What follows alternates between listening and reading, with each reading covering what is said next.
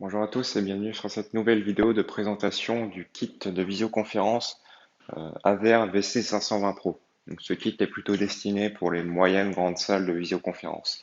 Donc, nous allons voir ensemble de quoi est composé le kit, les caractéristiques principales, les branchements, le paramétrage et la gestion de la caméra à l'aide de la télécommande.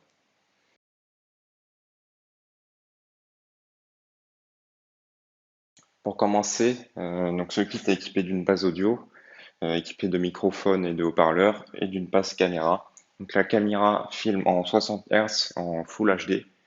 Elle peut aller jusqu'à un zoom digital x18. Elle possède un champ de vision de base de 80 degrés et peut être tournée sur 340 degrés environ. Voilà. Donc, pour ce qui est de la base audio, on n'en a qu'une, mais celle-ci peut être étendue en série. Donc on peut brancher plusieurs bases audio en série pour étendre l'émission et la réception du signal audio. Voilà.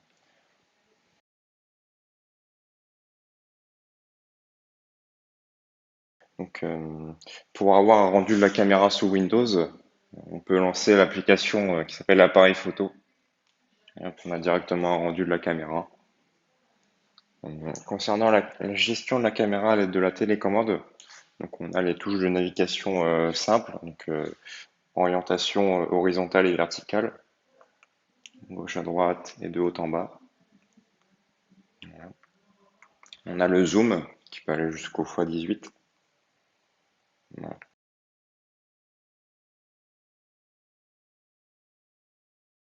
Cette caméra intègre une option de preset. Donc, un preset, ça permet d'enregistrer une position et de la rappeler quand on le souhaite. Donc, tout ça se fait à l'aide de la touche preset. C'est une touche verte sur la télécommande. Donc, par exemple, je définis une position avec la caméra. Par exemple ici. Pour enregistrer cette position, c'est très simple. Il suffit de rester appuyé sur le bouton preset et il va nous indiquer de choisir une position entre 1 et 9. 0 et 9, pardon. Je vais choisir la position 1. Voilà. Donc, on peut avoir jusqu'à 10 presets d'enregistrer. Donc, pour appeler un preset, c'est très simple. Donc, pour le charger, il suffit d'appuyer sur la touche preset et ensuite d'appuyer sur la touche sur laquelle on a sauvegardé le preset. Donc, par exemple, là, j'appuie sur la touche preset, j'appuie sur la touche 1, ça va me charger la position. Voilà.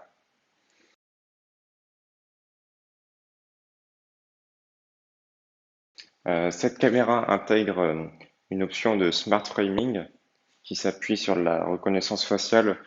Ça permet simplement de faire un suivi de l'auditoire à l'aide de la reconnaissance faciale. Voilà. Donc ça établit un plan selon les visages que la caméra arrive à détecter. Donc pour activer ce mode, la touche est juste au-dessus du bouton de zoom. Donc il faut un peu rester appuyé sur celle-ci jusqu'à ce qu'on voit afficher le message suivant. Voilà. Auto framing. Là, le mode est activé.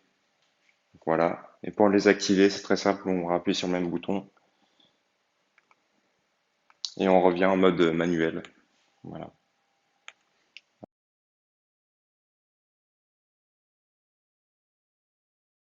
Cette caméra intègre aussi une option de WDR, donc pour tout ce qui est luminosité ambiante.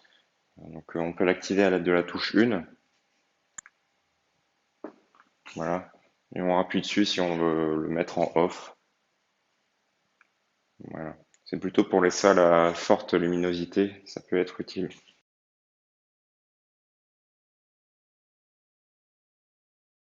Pour ce qui est des paramétrages avancés de la caméra, une application sous Windows est disponible. Celle-ci s'appelle PTZ App, qui est juste là. Donc on peut la lancer.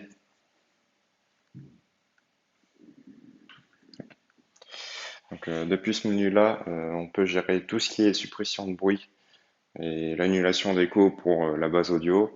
Et pour ce qui est de la caméra, on a plein de paramétrages pour tout ce qui est fréquence d'image, gestion des contrastes, de la luminosité, pardon, etc.